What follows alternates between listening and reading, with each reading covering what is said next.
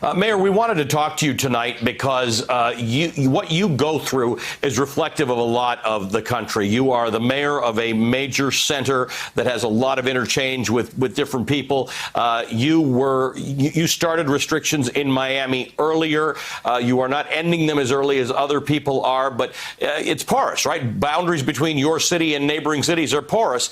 Tell me about your concerns about people who continued going to the beach, people who want to go back outside, enjoy the great weather. But the fact is, you've got a city that is still under stay-at-home orders.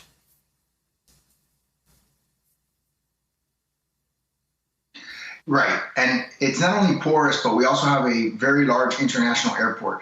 And to give you a perspective, our international airport receives 50 million passengers a year. That is twice the population of the state of Florida.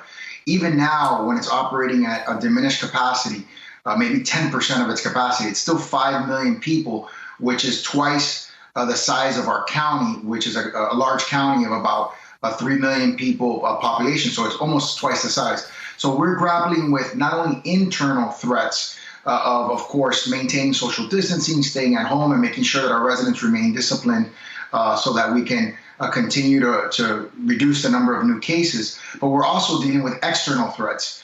It's a very challenging, dynamic, and we're doing the very best that we can, and we're trying to be as proactive and as careful as possible because of so many lives that are at stake.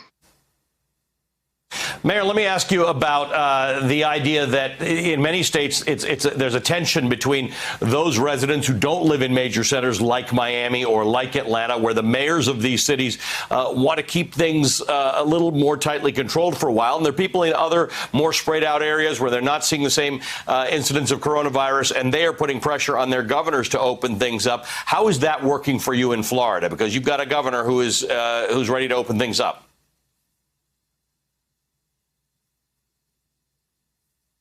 Yeah, thankfully this week, although he did open up a large part of the state of Florida, he gave the mayors in the southern part of Florida, which is the densest part of Florida, the ability to remain closed. And that's why we've done that. The data that we're looking at is kind of all over the place.